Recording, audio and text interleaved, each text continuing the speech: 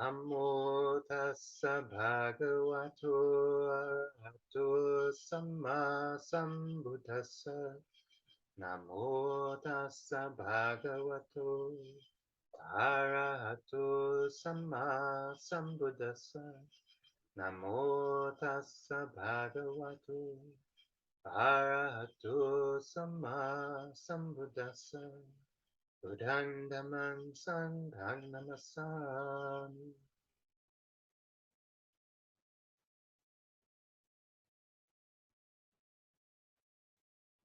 This evening, I'll be talking about the second noble truth. This is following on last Uposatha. We talked in depth about the first noble truth. And so the second noble truth is the cause or the origin of suffering. And that cause or origin, as it's described, is what we call craving or tanha. And this will be reflecting on this evening. And the this again, this is called a noble truth. Um, Truth, because the Buddha has, through piercing wisdom and really looking at the nature of reality, he's discerned something that is true for everybody. This is simply the way the mind works, and simply the way of causality. Yeah. This is not specific to one person. It's not, and the experience that he describes, the experience of craving, is just a way of boiling it down to its essence. Yeah. The Buddha talks about this is the origin of suffering. There's many possible ways of describing suffering. Yeah. And there's many possible ways of describing where that suffering is coming from. The Buddha is tracing it back to his origin, and because it applies to everyone, he calls it a truth.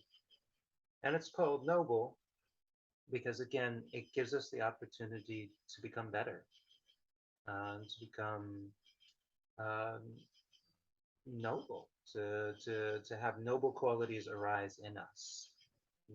Our relationship, as it grows to each of the noble truths, it will change us and it will change our outlook on reality.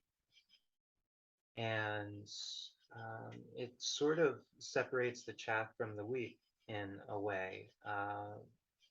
As we begin to look at each of the noble truths, we find that there's a certain aspect of it that people are just willing to say, "Oh yeah, that makes sense." Like the first noble truth, people are like, "Okay, yeah, I get it. Aging, sickness, and death; those are not pleasant. That makes sense." But then, as you begin to approach it and investigate it and tease out the nuances, you will find that some people fall away and they're just saying, I'm not suffering, or oh, I don't want to talk about it. Right? This sounds morbid. That sounds, boring. But those who see it as an opportunity, who see the way that this understanding can grow and shape them, they begin to embrace it more and more. They realize these are the constants. For the second noble truth, the relationship is going to be slightly different. The first noble truth, we have basic realities of suffering, and our relationship that we grow is that of understanding. The understanding that we develop about aging, sickness, death, and loss, it brings out wisdom and compassion. The second noble truth is dealing with craving. And our relationship that we're going to develop is seeing the danger of it and abandoning that craving. This is ennobling in the way that it brings up energy. It brings up a quality we call samvega, or a sense of urgency, a sense of the importance of the spiritual pursuit, and also appamada, or heedfulness, a sense of awareness and this ongoing sort of mindfulness of um, suffering can arise. Yeah, it's like there can be conditions which will cause suffering to arise. As we develop this relationship of abandoning and heedfulness towards craving, we're we're going to feel that energy, and it's going to, again, it's going to ennoble us. It's going to change our perspective on reality. And this one, I've spent this lunar cycle, these 2 weeks, just sort of like repeatedly bashing my mind against the phrase that the Buddha uses to introduce tanha, or craving, in the Dhammacakka Sutta, the discourse, the um, doctrinally the first discourse that he gave to the five ascetics, the first real teaching of the Dhamma, and he laid out each of the Four Noble Truths.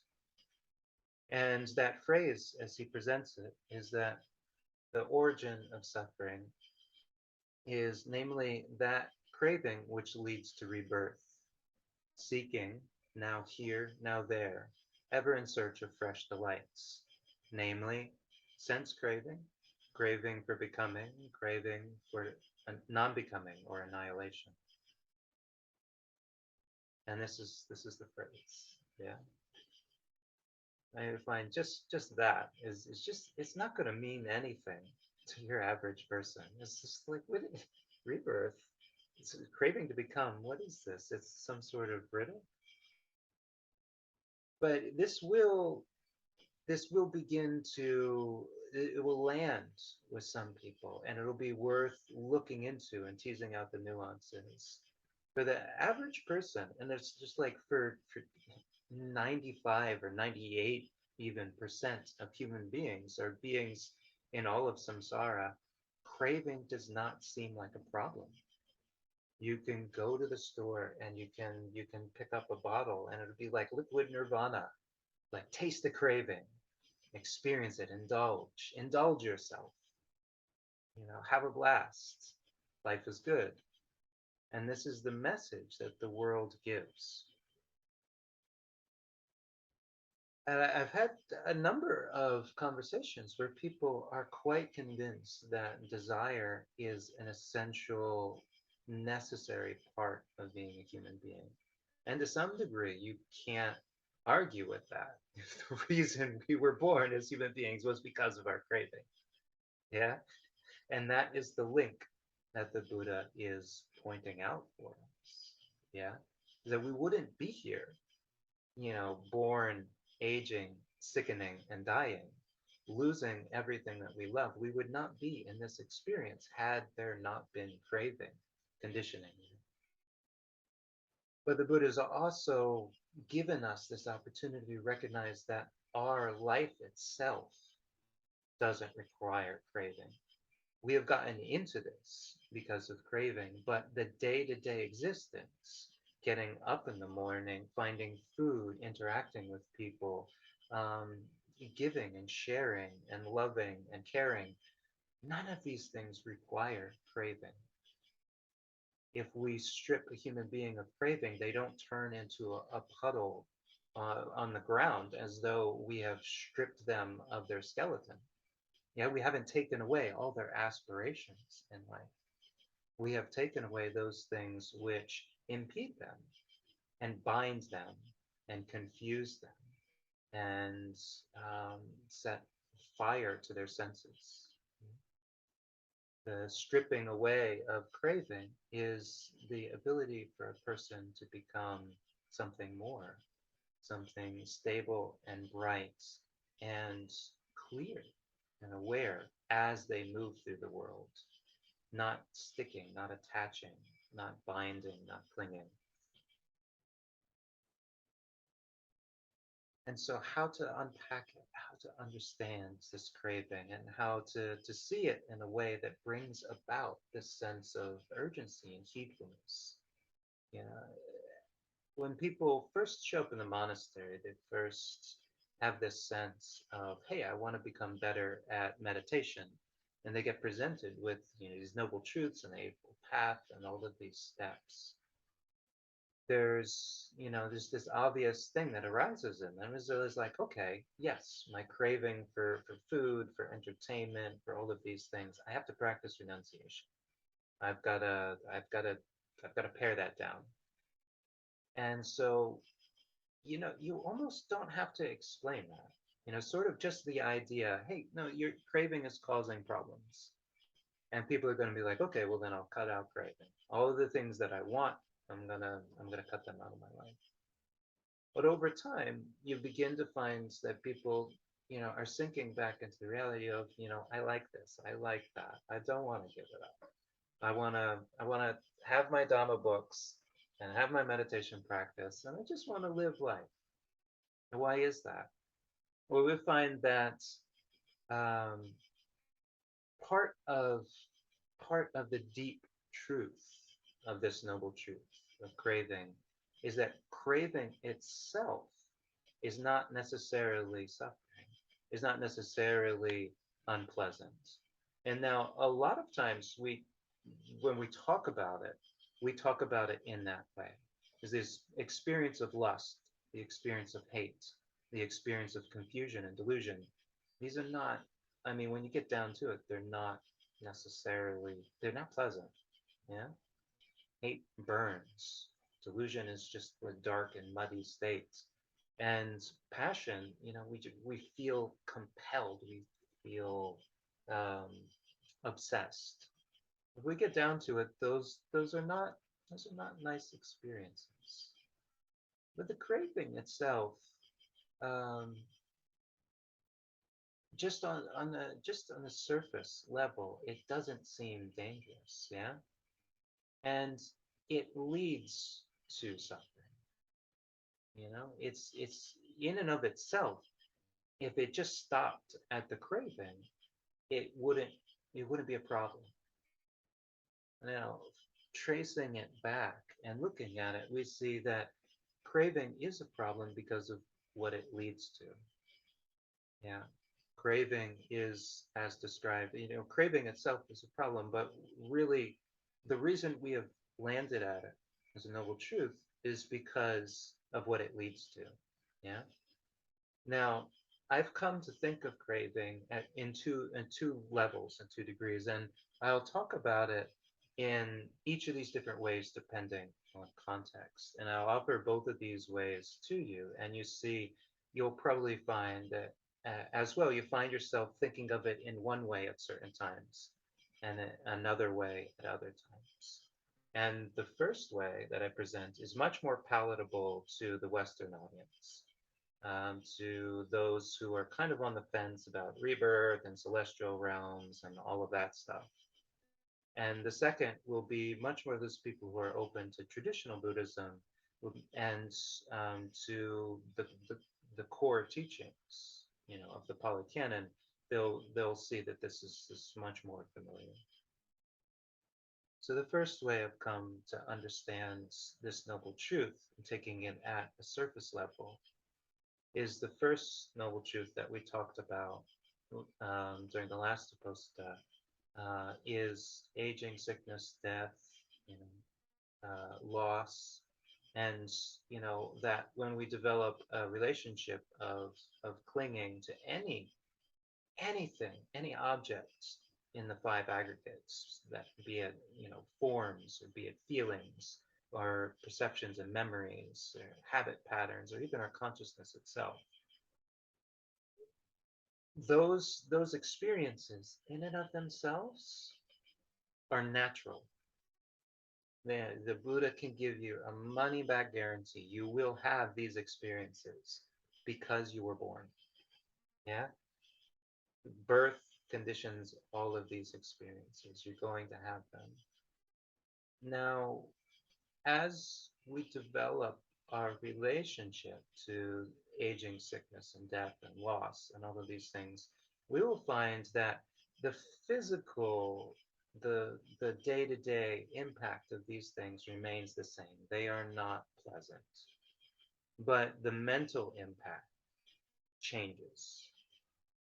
They go from, being a physical experience with physical and mental suffering to a physical experience without mental suffering, even with a sense of joy and appropriateness.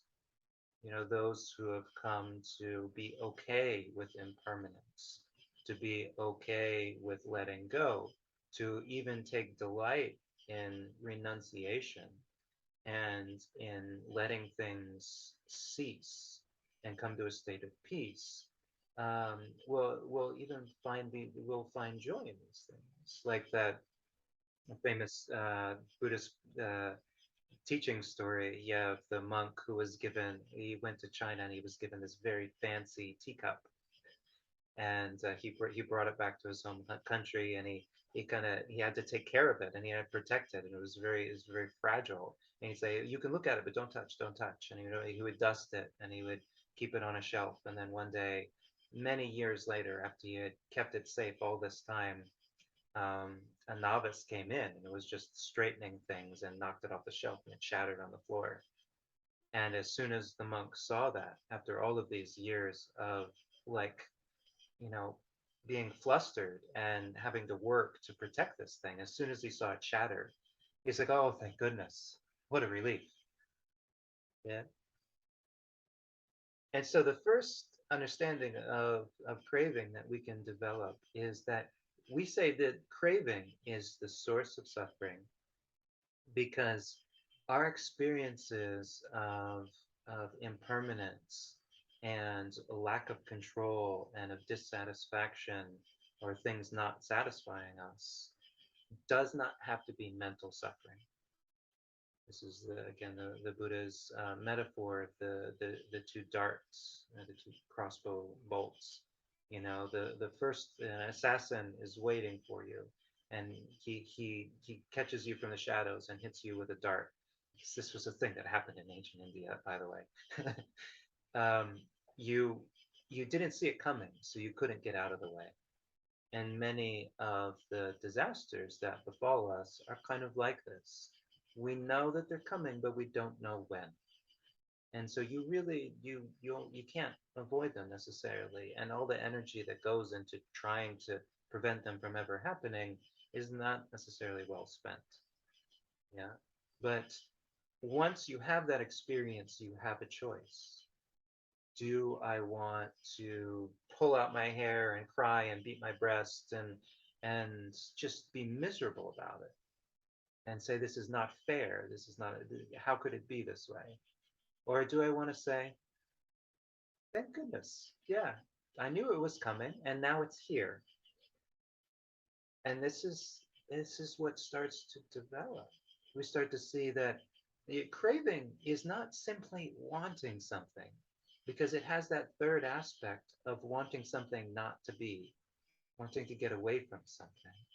So also the fear and dread and anticipation of something is just also an aspect of that. And we can see aging and sickness and death and loss coming.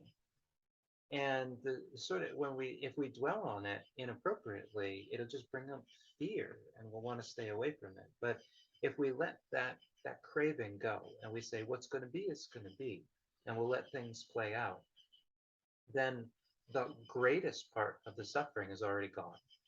Because once the event comes, it's already done. It's like ripping off a band-aid, yeah? You know it's coming, and you're like, oh, and you gotta kind of like ease yourself into it, but then rip, and all you have is pain. You find that the greatest suffering was the anticipation. And once you have just physical pain, you can be like, ow, but you can get over it. It's only going to diminish from that point.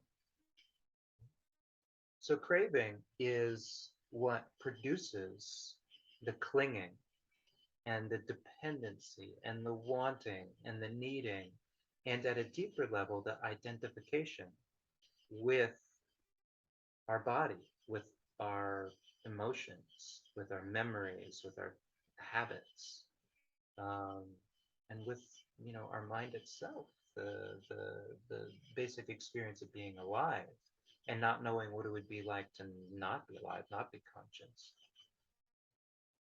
Craving is what makes it seem like we have to hold on to these things. We have to guard these things. We have to protect these things, and we have to fear about losing these things. Craving in and of itself, if it just stopped there, it would just be just a slight smoldering under the surface of our minds. But craving doesn't just stop there. The Buddha found that craving was the source of everything because he traced back birth to identification, this sort of like, hey, I want to be somebody, I want to be something, I want to be in the world. And he traced that back to a sense of dependency or clinging. And these things are necessary, like just the idea that we want to be in the world.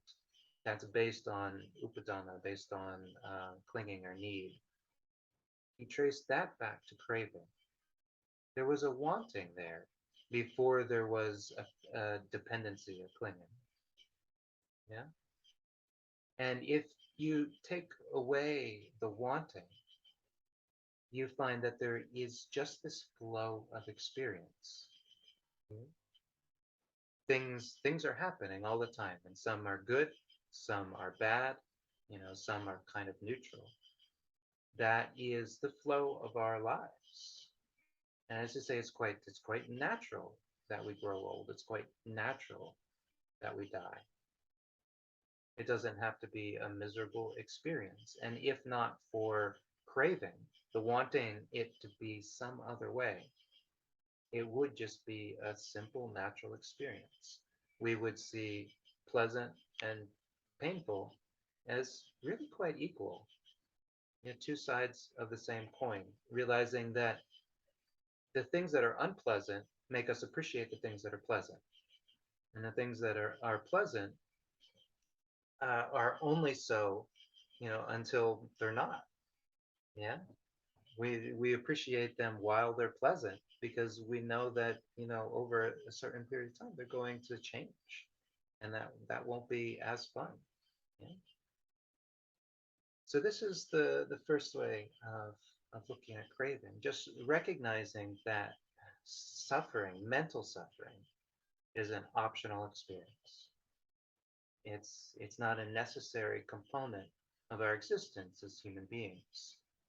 But we will have to remove this this wanting for things, this wanting to be a certain way or to stay a certain way, and this wanting to change an existing property.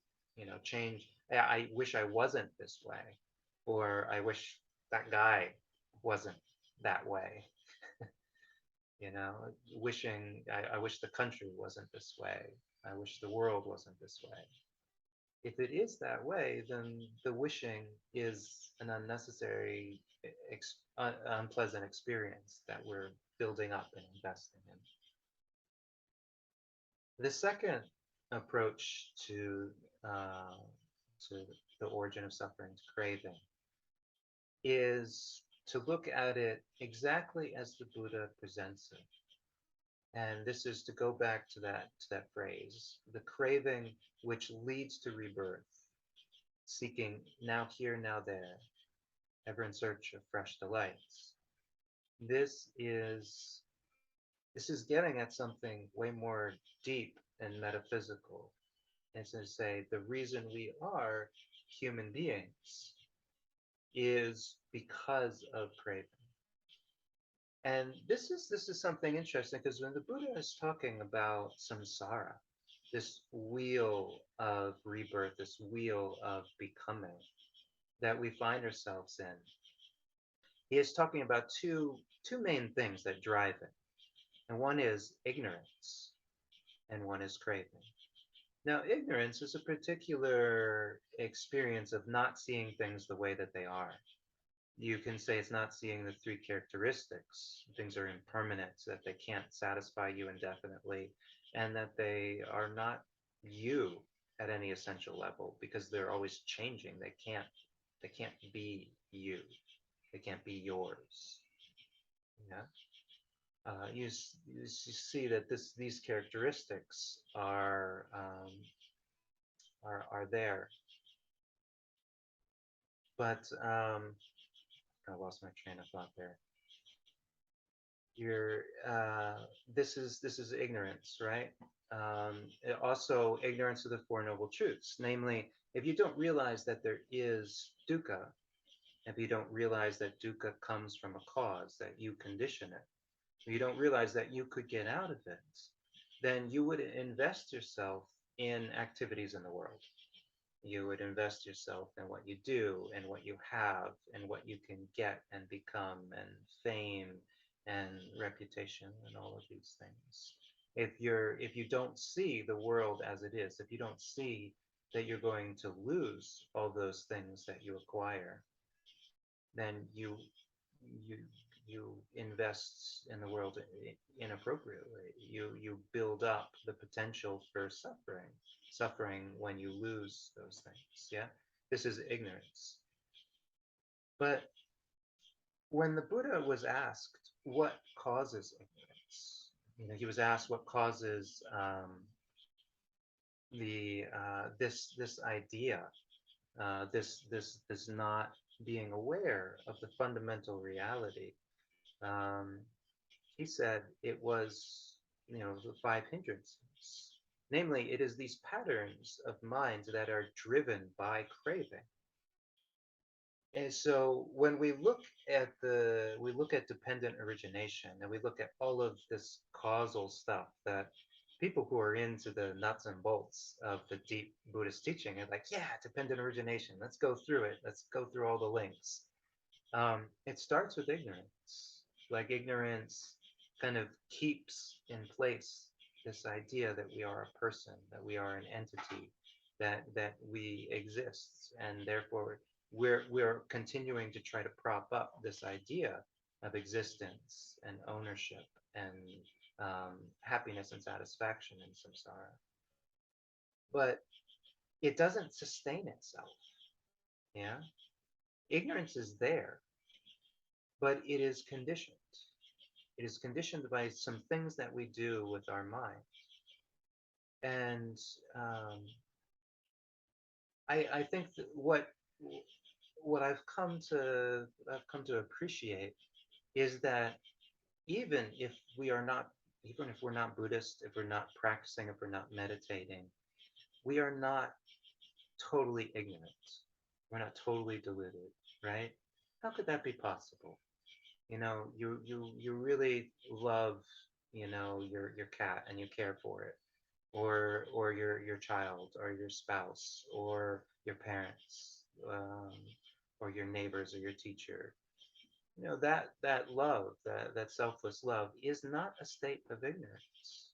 Yeah, when you give something with generosity and you delight in how it helps another person, that is not an ignorant state. Mhm. It's a selfless act. So we do have ignorance. We do have deluded patterns. This is the first noble truth. It's like, yeah, there's problems in the world. It's not perfect. It's founded on a bad idea and it's perpetuated by bad ideas. And we come into it with bad ideas. Yeah, with ideas that don't work for us, that we've never really investigated. But not all of our ideas are deluded and dumb and failing. We do have good ones. But why is it that the good ones don't take hold? Because they're pleasant and they have a pleasant result. And they're pleasant for self and for other and for society. Why is it they don't push out all the bad ones? The answer for that is craving. This desire is like one example the Buddha uses is like an ember that from a blacksmith, goes off into a bale of hay and just kind of smolders there. If the hay is wet, then it's going to very quickly go out. But if the hay is dry, then it could sit there smoldering for a long time. It may even start a fire, but it'll just be there waiting, for the right opportunity to flare up again.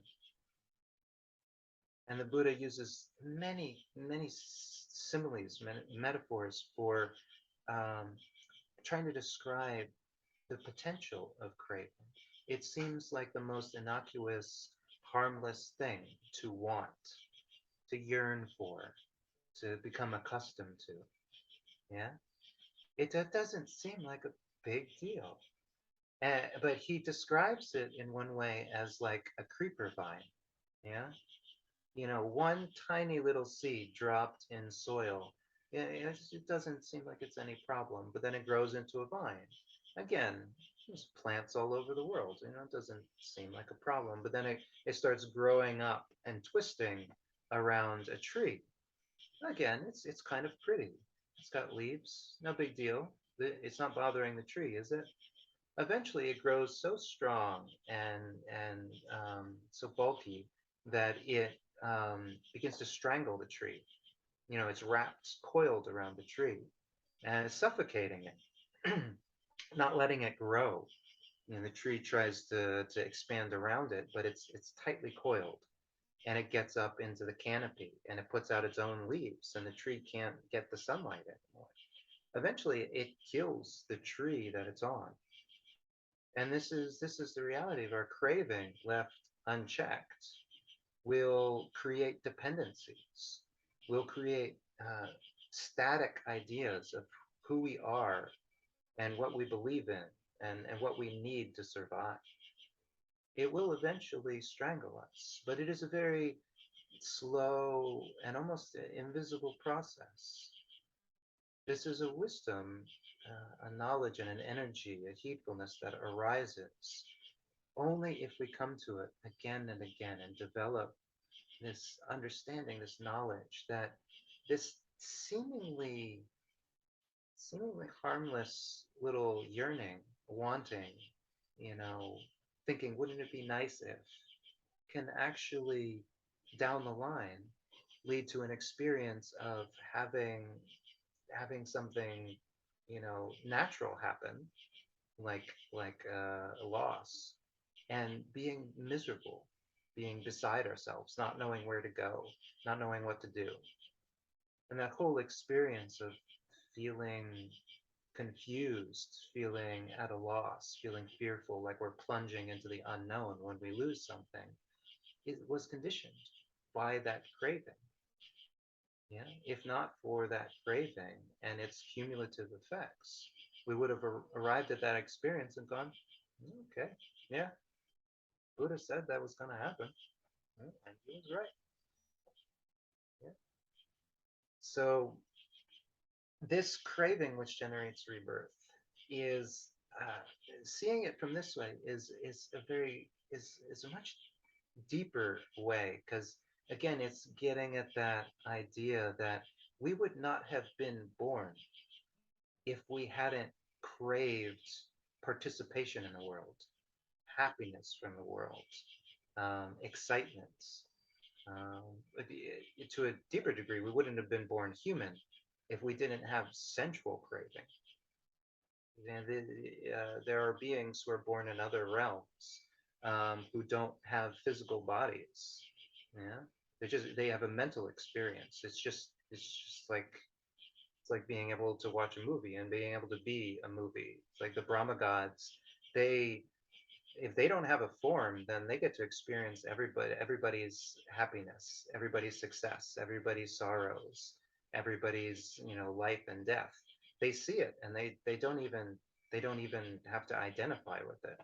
They're like, I'm all pervasive. I'm just pervading all of this. They have a totally different experience of the world than us, who we have to move through time and space and feed ourselves and bathe and keep wild animals from eating us. All of these things that we have to do, we're conditioned by our sense craving and our experience of dealing with our egos and relationship problems and misunderstandings.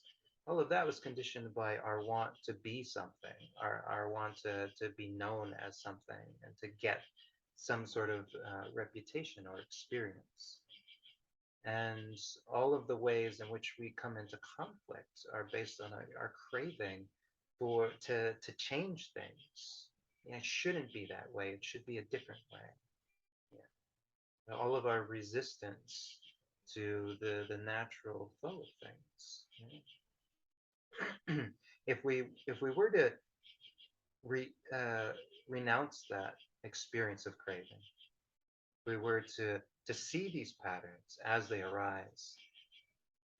Another example the Buddha uses is like it's like a weed, yeah, or an invasive plant. You know, the creeper vine strangles the tree, but another way is looking at the vine itself. You can cut it off at the trunk, but if the roots are intact, it's going to spring up again. If we were to investigate and see that craving is kind of always, it's always there smoldering. You know, we want something. It's like, oh, this new device. I really want it. It's gonna fix this problem in my life. It's the best little device. We get it, and for a little while, it seems like the craving has disappeared. But all that's happened is because we got the thing, we chopped it off and we threw away the weed and we thought we were done. But we didn't really address the craving that was underlying that wanting. And so the craving is going to come up and it's going to come up for another object. It's going to come up for another experience. And seeing that as long as that tendency is in place, we're always going to be wanting. We're always going to keep coming back to this experience of I gotta have or I gotta get away from. And we'll never be able to experience true peace. Yeah, this experience of being okay with the way things are, of being cool. And this is why the Buddha used the word nibbana, and it's a word which means to become cool. He uses this word very specifically in relation to what its opposite is, and its opposite is this craving which proliferates, this craving which spreads, and which grows and smolders and flares up time and time again. Now, we find if we deal with the craving, then eventually the ignorance runs out, yeah, because it can't sustain itself. You know, and this is the core of what the Buddha gets to when he's describing the levels of enlightenment, the canonical levels of enlightenment. You have this stage called stream entry, where somebody has had a big breakthrough into understanding the Four Noble Truths. Part of that is to understand craving and its function in all of this. And now, what happens when a person understands that is they get this understanding that maybe 2% of all people will get is a craving's not good. Like I actually can be without desire and passion and lust and needing. I could be without that experience, and it would be really nice if I was without that experience. And they begin to work at it and figure it out. But even just the inception of that idea that I could be without craving, and that craving is not something I want, craving is ultimately leading to all of my suffering and misery. That very idea breaks one free from the perpetual cycle that feeds ignorance. Yeah.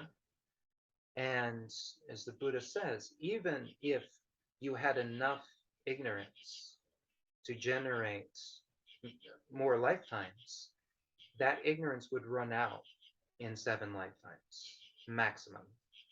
Yeah. Which is like, where does that come from? Who decided that? It's like, what is the metric for that? Seven births. Well, it doesn't have to be seven, yeah? But that is like even the most deluded, most lazy, most non-committal practitioner, if they had that understanding of craving at a deep level, an understanding and it like it flips. They have a yearning to be free of craving. If that were to occur, then even if they were to coast and find themselves in one miserable human birth after another, they would never be born lower. Because again, this is a noble state to be wary of craving. They would never be born lower, and eventually they would run at a state. They would arrive at a state they just did not have enough ignorance to keep it going. They would arrive in that final birth and they'd be like, I think I'm done. I think I don't want to do this anymore. And however long that life lasted, it would just be seeing what comes. Yeah. They would just be biding their time. And at the cessation of that life, we would have what we call parinibbana. And because there would be no ignorance, there would be no idea that this is me, that I am a thing, that there's something in here that's permanent me. There's a soul, there's a core, there's an essence. Because that idea would be gone, there would not be suffering. Yeah. It would be like a candle that you blow out. And at the end of their life, you would not be like, oh, where did the fire go? It's just gone. It's cool. It's achieved a state of peace. You have to worry about fire. Fire can do all sorts of things. But you don't have to worry about a candle that's gone out. Yeah? Once the fire has gone out, things are settled. And this is parinibbana. Is if there's nobody there to fret, what will I be if I die? What will I be if all my memories and all my habits and all my moments of consciousness, go in different directions? What would I be? If there's nobody there asking that question, then there is no suffering. And everything is as it is. It was always just different components coming together. And the only reason it seems like a problem when they separate is because there's some ignorance there, conditioned by craving, saying, well, this is me, it can't separate. What would I be? If there's no me, there's no problem. No me, there's no suffering. If there's no mine, then it's just stuff. And that is leading into the third noble truth. Now, what would that experience be like? The experience of being alive without craving um, is a positive state, but also what is it like when things come to rest? And that is something that we can talk about next time. So I encourage you to kind of, this is the only way I know how to do it. To do what I've done over the last 2 weeks is just keep coming back to it. Like memorize that little line, the craving that conditions rebirth, namely sense craving, craving to become, craving for annihilation. Just come back to it again and again and again. What does this mean? What is craving? I like having one word. The word that's usually used for the second noble truth is the origin, the source, samudaya. And that's how it's defined. This is what the second noble truth is, the origin. But when people ask what is the origin, it's craving. Yeah, at its basic level. So this is what I remember. I used to say, where does my problem come from? Say craving. What do I need to get rid of? Craving. What's causing the problem? What would the solution be? It's all right there. And you come back to it again and again, and it will develop. It will grow, this understanding. At first it'll be like, yeah, I think I'm not supposed to want that ice cream. I think I'm not supposed to want that iPhone. I think I'm not supposed to want to watch this new show that's coming out. But as it develops, it gets deeper and deeper. And it's like, I think I'm not supposed to get in the way of so and so moving away. I'm not supposed to get in the way of my spouse taking up a new hobby. I think I'm not supposed to um, just throw a fit every time something changes, a political party or a law or the this or that. I'm not supposed to. I think I'm not supposed to want things to be different, but to just find a way to be okay with how they are and to move on with my life. It's like that's what will start to develop, and the it just keeps getting more and more profound because you find that things you couldn't even imagine in the beginning, like to not crave life, but to just live. How could that possible? How could you live without craving life, without wanting to live? How could you just live? But that it starts to dawn on you. and you start to realize that you wake up, and if you get to eat, you get to eat, but you don't find yourself like, oh, when am I going to eat? When am I going to eat? And if you get to see something interesting, you see something interesting. But if it doesn't happen, you don't suffer. If you get to go somewhere, you get to go somewhere. But if you stay home, you stay home. This is like joking about this. For a layperson, that would be a disaster if somebody just stayed home, just read a book and had a meal and like took a bath, and they just lived a cozy, comfortable existence. You would go to them and you'd say, "What's wrong? You must be depressed. Please, how can I help? You've got to aspire to something. Go out and become something." For a layperson, you'd be like, obviously something's wrong here. But that's like the culmination of the monastic life. If you find a monk who's just happily living in a hut in the woods and just day-to-day existence, and he's just sewing the holes in his robes, and he goes out with his begging bowl and gets a handful of food and comes back and reads the suttas and does meditation, you'd go to him and you'd say, "You figured out the secret of life. Yeah, you get it." Right? It is so. I mean, that is what we're moving towards. You don't have to get it all at once. Yeah. Come back to this again and again and again, and to the degree that you can understand it, see if it changes you, see if it changes your perspective on things, tease out the little nuances of it. And I've gone on for quite a while, but it's this there's a lot to this. The Buddha talks about craving a lot. It leads to all the problems, so why wouldn't he? One of the last most pertinent metaphors is that of a fetter or a bond. We have ropes, and we have chains, and the Buddha says, yeah, these are strong bonds. Yeah, if you wrap something in a rope, you can keep it in place for a while, hours, days maybe. If you wrap something in a chain, you could keep it there for a long time, months even. you know but if you know these bonds can be broken, and once they're broken, you're free. But craving is the bond that is truly strong. Yeah, because we get ourselves lashed onto a thing, and even if we were to get free of that thing, the craving comes right back. Yeah, and it lashes us to the next thing and to the next thing. It's the bond that is always strengthening itself based on our attention and our watering and appreciating and delighting in craving. Yeah, if we do that, our bonds will always just get stronger. They will never go away on their own. We have to stop delighting in craving. We've got to let it go. Yeah. It's not good. It's not leading to anything good. Okay. So I offer this reflection tonight. It's supposed to be this harvest moon, and may it be a benefit.